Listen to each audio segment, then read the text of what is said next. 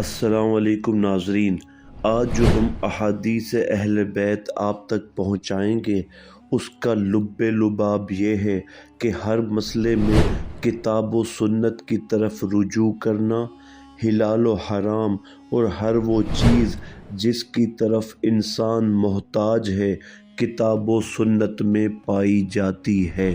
فرمایا امام جعفر صادق علیہ السلام نے کہ اللہ تعالیٰ نے قرآن میں ہر شے کو بیان فرمایا ہے اور جس چیز کے بندے محتاج تھے ان میں سے ایک کو بھی نہیں چھوڑا۔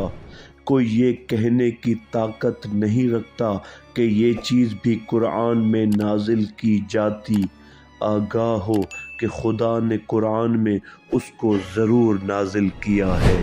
امام محمد باقر علیہ السلام نے فرمایا کہ خدا نے کسی ایسی چیز کو قرآن میں نہیں چھوڑا جس کی طرف امت محتاج تھی، اس کو اپنی کتاب میں نازل کیا اور اپنے رسول پر ظاہر کر دیا اور ہر شے کی حد قرار دی اور اس پر ایک دلیل بھی قائم کر دی اور عذاب رکھا اس کے لیے جو اس حد سے تجاوز کرے۔ سلیمان بن ہارون نے امام جعفر صادق علیہ السلام کو فرماتے ہوئے سنا، آپ علیہ السلام نے فرمایا کہ خدا نے قرار نہیں دیا حلال و حرام کو مگر ہر ایک کے لیے ایک حد مقرر کی ہے، گھر کی حد کی طرح۔ پس جو چیز راہ میں ہے وہ داخل خانہ نہیں بلکہ راہ میں ہے، اور جو داخل خانہ ہے ظاہر ہے وہ راہ میں نہیں، اور جو حدیث کو مجروح کرے اس کی ایسی ہی سزا ہے جیسے جسم کو مجروح کرنے والے کی بقدر زخم ایک تازیانہ یا نصف تازیانہ۔ امام محمد باقر علیہ السلام نے فرمایا، اگر تمہیں کسی مسئلے میں شبہ وارد ہو مجھ سے پوچھو، کتاب اللہ میں کہاں ہے؟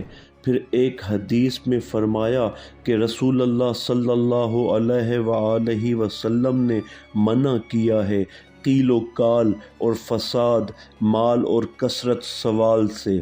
کسی نے پوچھا، یبن رسول اللہ یہ کتاب خدا میں کہاں ہے؟ فرمایا، خدا فرماتا ہے کہ ان کی زیادہ سرگوشی میں فائدہ نہیں مگر یہ کہ صدقہ یعنی زکوٰۃ وغیرہ کے لیے ہو، یا احسان کرنے کے متعلق، یا لوگوں کے درمیان اصلاح کرنے کے سلسلے میں۔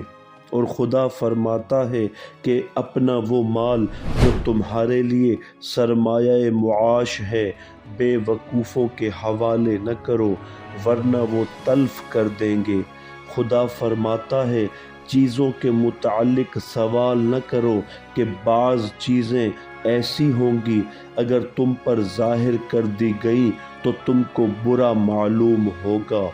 امام علیہ السلام نے تینوں باتوں کا جواب آیات قرآنی سے دے دیا۔ امام جعفر صادق علیہ السلام نے فرمایا، نہیں ہے کوئی ایسا امر جس میں دو آدمی اختلاف رکھتے ہوں مگر یہ کہ وہ کتاب اللہ میں ہے لیکن لوگوں کی عقول ان تک نہیں پہنچتی۔ امیر المومنین علی علیہ السلام نے فرمایا، لوگو اللہ تعالیٰ نے تمہاری طرف رسول کو بھیجا اور ان پر کتاب حق نازل کی اور تم ان پڑھ تھے، نہ کتاب کو جانتے تھے اور نہ اس کے نازل کرنے والے کو، نہ رسول سے واقف تھے اور نہ اس سے جس نے ان کو رسول بنا کر بھیجا تھا۔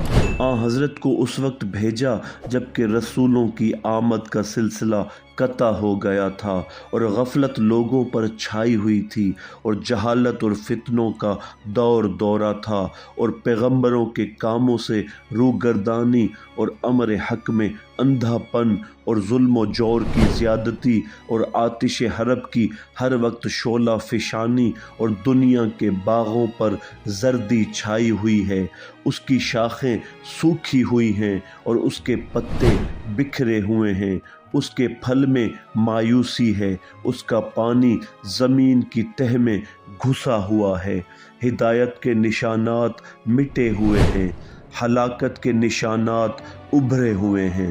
دنیا اپنے اہل کے ساتھ ترش روئی سے منہ چڑھائے ہوئے ہے، پیچھے کو جانے والی آگے کو نہ آنے والی۔